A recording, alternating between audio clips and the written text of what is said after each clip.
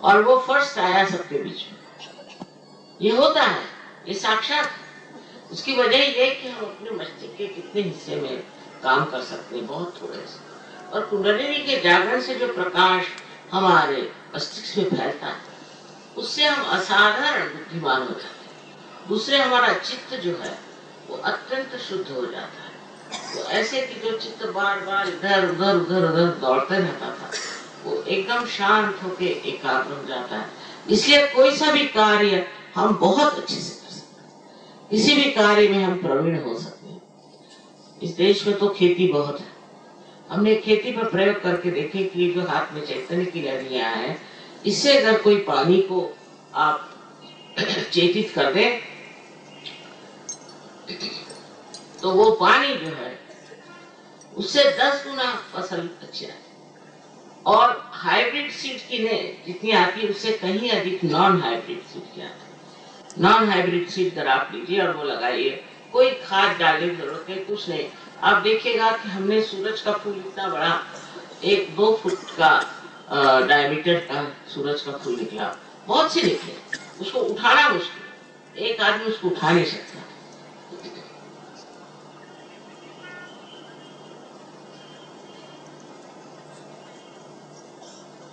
बहुतों ने कहा कि यहाँ ट्यूलिप्स हो ही नहीं सकते। हमने तो ऐसा देखा नहीं। हमारे जो खेत है उसमें हर तरह की चीज हो रही है, और हमने ऐसे देखा नहीं कि ये चीज हो नहीं सकती, वो चीज नहीं हो सकती।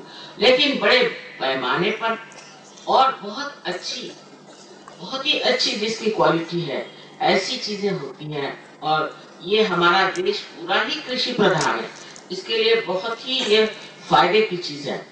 अब बहुत जगह खबर करी, बहुत जगह बताया, और एक कलेक्टर साहब ने हमारा सम्मान भी किया, पर उसी दिन उनकी बदली करा दी। अब ये सब चीजें बदलेंगी, लेकिन जो लोग सहयोग में आ गए हैं, उनकी खेती बाड़ी, उनके घर के जानवर, उनके घर के सारे प्रश्न, उनके समाज के सारे प्रश्न एकदम से हल। आज हम उस कगार पर खड़े हैं कि अगर आप मुड़ करके देखेंगे नहीं तो खाई में आप लोग गिर जाएंगे, ये हमें मालूम है। अब जब ये अपने को मालूम है, तब थोड़ा सा मुड़ करके इसे स्वीकार करना चाहिए। इससे आपको कोई पैसा नहीं देने का।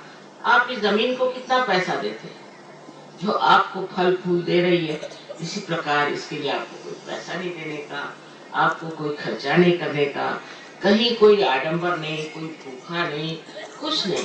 बस इसके थोड़े से ज्ञान को प्राप्त कर लेना चाहिए कि हमारे चक्र क्या है, और इस चक्रों में कौन सी हानि है और कौन सी खराबी। जब आपको ये चीज प्राप्त होगी तो आप देखेंगे कि आपके हाथ में ठंडी ठंडी हवा से आने लगती है, और ये उंगलियों के आखिरी हिस्से में ये सब कहते हैं कि सिंपैथेटिक नर्वस सिस्टम है।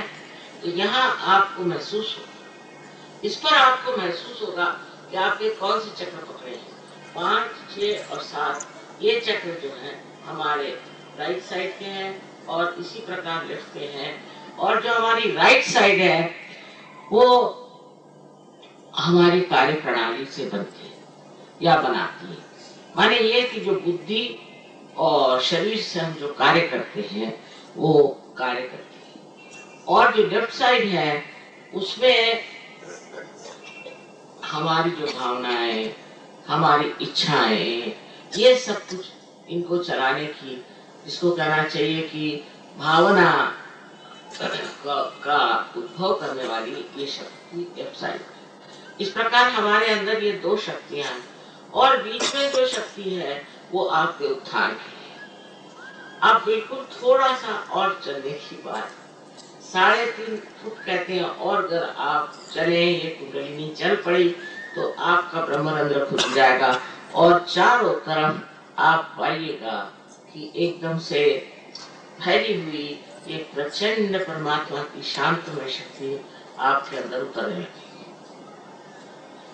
अब शांति भी आपके अंदर प्रस्तावित होती है, क्योंकि हम रहते हैं मस्तिष्क में, हमेशा हमारे विचार एक के बाद एक उठते गिरते रहते हैं, और इस उठते गिरते विचारों के ऊपर हम लोग कूदते रहते हैं। कभी तो हम आगे का सोचते हैं, कभी पीछे का सोचते हैं, कभी हम भविष्य का सोचते हैं, कभी भूत का सोचते हैं, पर आज वर्तमान, आज जहाँ हम खड़े हैं, ये हम नहीं रुक सकते, यहाँ रुक नहीं सकते, क्योंकि एकदम से चित्त हमारा चला जाएगा आगे को या पीछे। पर जब कुंडलिनी जागृत हो जाती है तो ये जो बीच में दोनों की जगह है, वहां आपका चित्त रुक जाता है, आप वर्तमान में आ जाते हैं और एकदम निर्विचार समाधि लग जाती है। निर्विचार होने का मतलब यह है कि जैसे कोई चीज को देखिए तो उसके ऊपर आप कोई भी अपना प्रतिबिंब नहीं डालते। जैसे आपने देखा कितने सुंदर फूल बने, कहाँ मिले होंगे, कहाँ से लाए होंगे, किस तरह से क्या होगा, आदि कोई बात आप नहीं सोचते, आप बस इसका मजा उठाते हैं। तो ये जो शक्ति आपके अंदर आ जाती है, इससे शांति प्रस्थापित होती है। फिर ऐसा आदमी जो शांति में उतर जाए, वो जहां भी खड़ा होगा वहां शांति उसमें से बहेगी। वो सारे अपने इलाके को शांत कर सकता है, विशेष इंसान बन सकता है।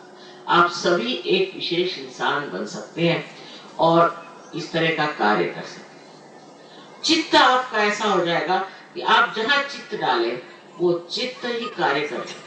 यहाँ बैठे बैठे आप चित्त डालें किसी के ऊपर कि उसकी तबीयत नहीं ठीक है, उसकी तबीयत वहां ठीक हो सकती, पर आपकी वो स्थिति आनी पड़ेगी। इसलिए दूसरी स्थिति में जाना चाहिए, इसे हम निर्विकल्प समाधि कहें, जहाँ पे दिमाग में कोई भी संशय आदि नहीं रह जाता। निर्विकल्प समाधि बता रहे थे लोग कि यहाँ तो वहां बहुत से निर्विकल्प में उतर गए, फटाफट निर्विकल्प में चले गए, बड़े बड़े लोग हैं। मैं बड़ी हैरान हो गई कि वो लांग गए अपनी पहली दशा को और दूसरी दशा में। कोई आपको शंका नहीं रह जाती अपने ऊपर और दूसरों के ऊपर, और सहज पर आपको कोई शंका नहीं आती। आप पूरी तरह से एक गुरुत्व को ले लेते हैं, मास्टरी ले लेते हैं, आप खुद अपने गुरु हो जाते हैं। आपको कोई गुरु ढूंढने की जरूरत नहीं, आप अपने स्वयं ही गुरु हो जाते हैं। और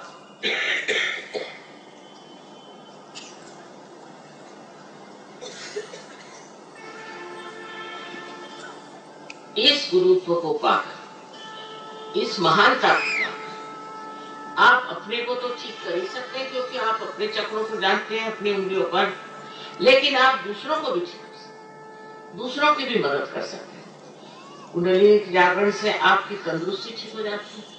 ये बात सही है कि इसके जागरण से कैंसर के भी रोग ठीक हो गए।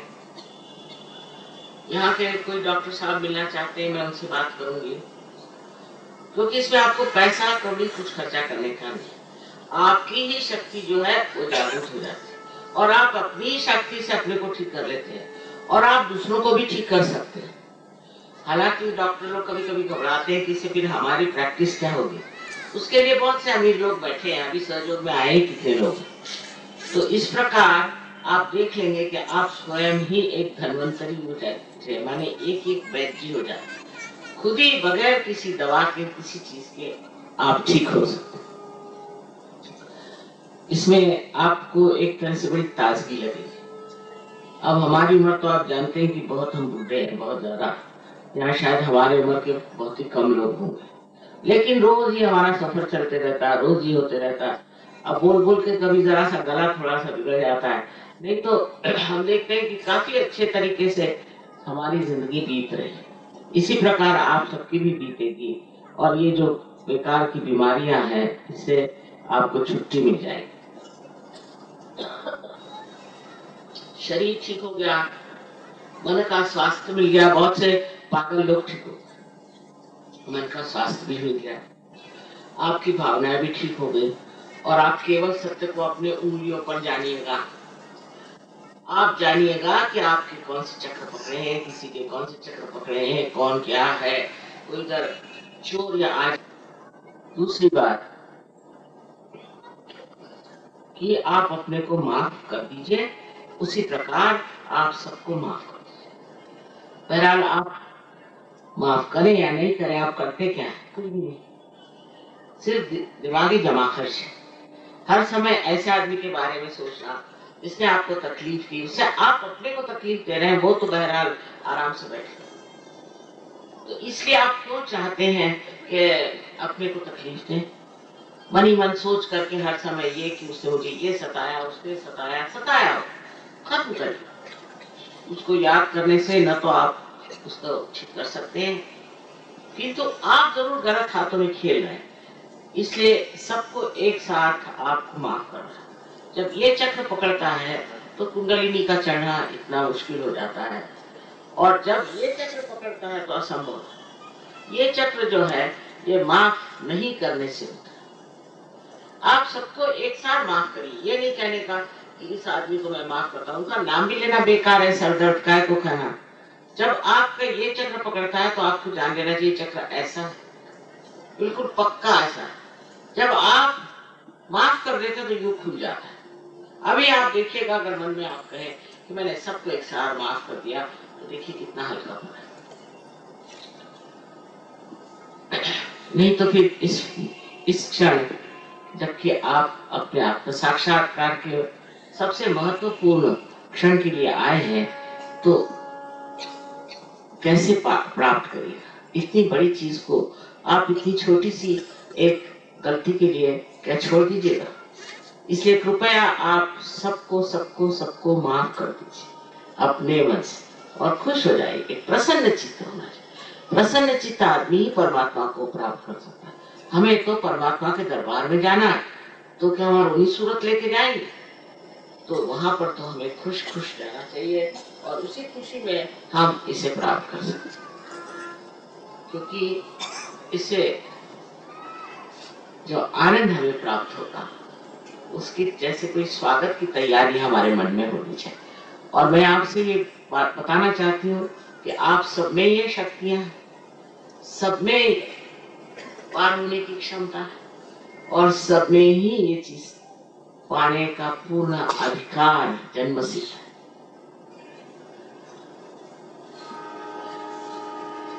अब एक और बात है कि जबरदस्ती किसी पर नहीं हो सकती। किसी को पार नहीं होना है तो वो कृपया बाहर चले जाए या हट जाए। रही बात ये कि बहुत से लोगों ने लिखा है कि कुंडलिनी के जागरण से ये होता वो होता, हमने तो कहीं देखा नहीं कुछ, कोई भी ऐसी बात नहीं होती कुंडलिनी के जागरण से। हाँ, अगर कोई आपको बाधा वगैरह हो तो कभी कभी लोग मैंने देखा नाचने कूदने लगते, कभी कभी, बहुत कम।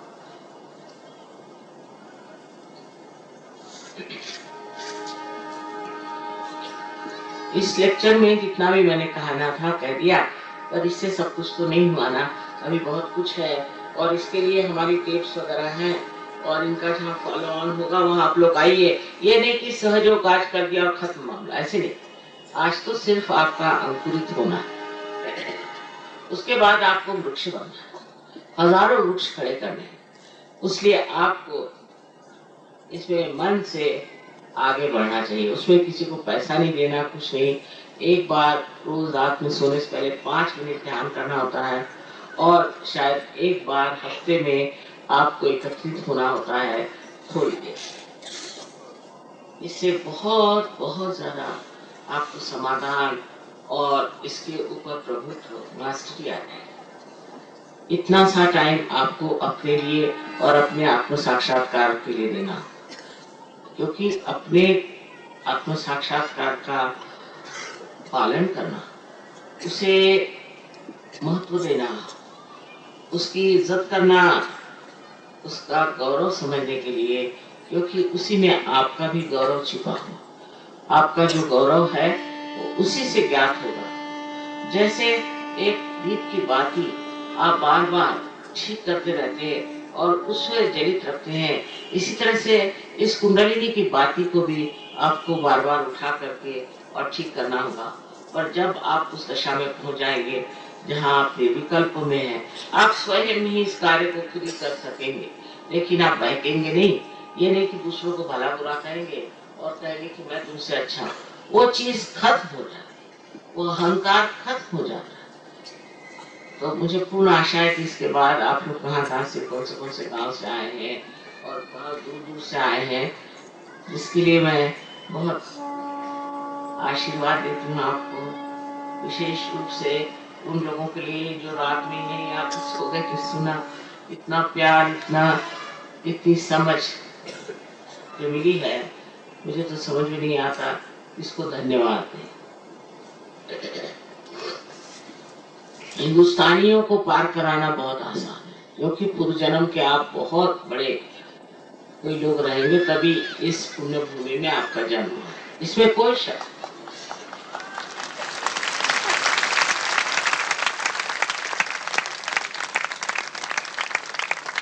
आपको तो बिल्कुल मुश्किल नहीं है, क्योंकि वाकई में मैंने देखा है कि जितना आसान हिंदुस्तानी में पार कराना है कहीं नहीं। अब आपको इतना ही करना है, ऐसा मैं बताती हूँ कि आप जो लोग कुर्सी पर बैठे हैं तो अपने जूते उतार लें और दोनों पैर अलग रखें। नीचे बैठे लोग ठीक है, पर तो भी जूते उतार लें।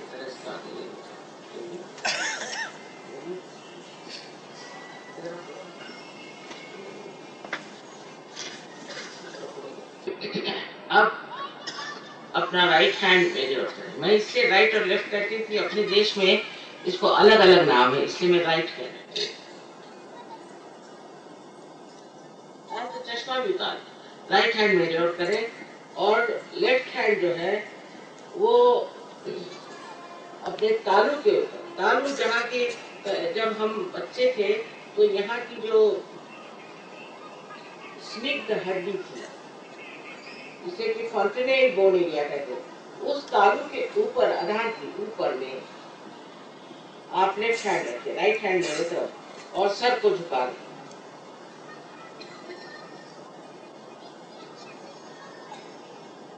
अब देखिए कि इसमें से आप ही के अंदर से ये ब्रह्म रंध्र इसे कहते हैं, माने ब्रह्म का रंध्र, यानी ब्रह्म का छेद जो है, इसके अंदर से ठंडी या गर्म हवा आप ही के सर के अंदर से आ रही है क्या? देखिए, सर झुका के देखिए।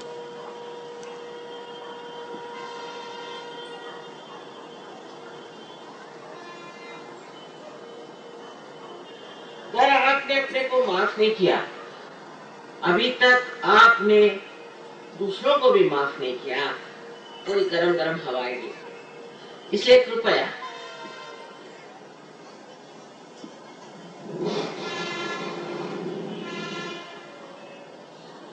आप फिर से लेफ्ट हैंड मेरी ओर करें और राइट हैंड से देखिए, सर झुका के देखिए कि ठंडी या गर्म हवा आ रही है क्या सर में से।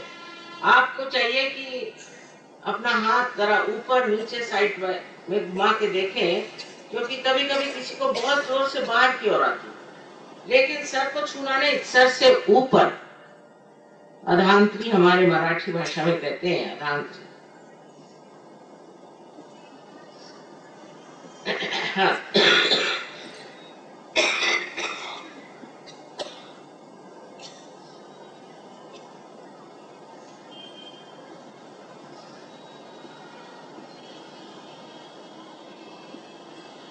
अब फिर से राइट हैंड हमारे ओर करिए, सर झुका के, और देखिए ठंडी या गर्म हवा तो नहीं आ रही, बाहर से नहीं आ रही, अंदर से, आपके ही अंदर से आ रही। अगर आप माफ कर दें अपने को और दूसरों को तो ठंडी आने लग जाए, बहुत ठंडी नहीं आती है। इसको आदि शंकराचार्य ने सौंदर्य लहरी स्पंद कहा है, स्पंद।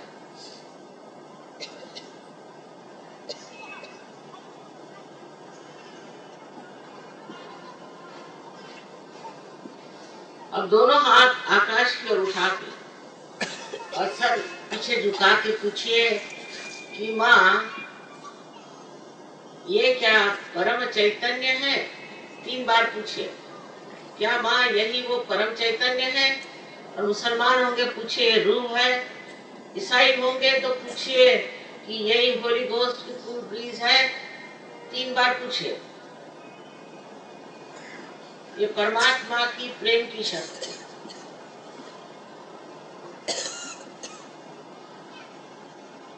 अब हाथ नीचे लीजिए, हाथ नीचे लेकर दोनों हाथ मेरे ओर करिए और निर्विचार होके मुझे देखें, बिल्कुल निर्विचार होके मुझे, मेरी ओर देखें। किसी किसी को नीचे से गिरा रही हो तो उसको ऊपर उठा सकते इस तरह से।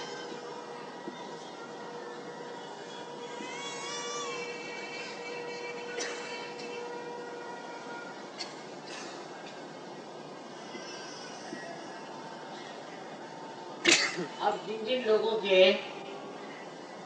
उंगलियों में या तलवे में, हाथ में या सर से ठंडी हवा आई या गरम, वो सब लोग दोनों हाथ ऊपर कर सच्चाई के साथ।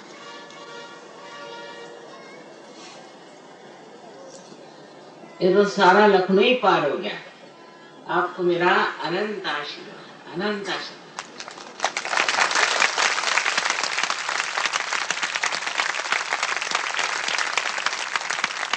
फिर से एक बार हाथ ऊपर करें।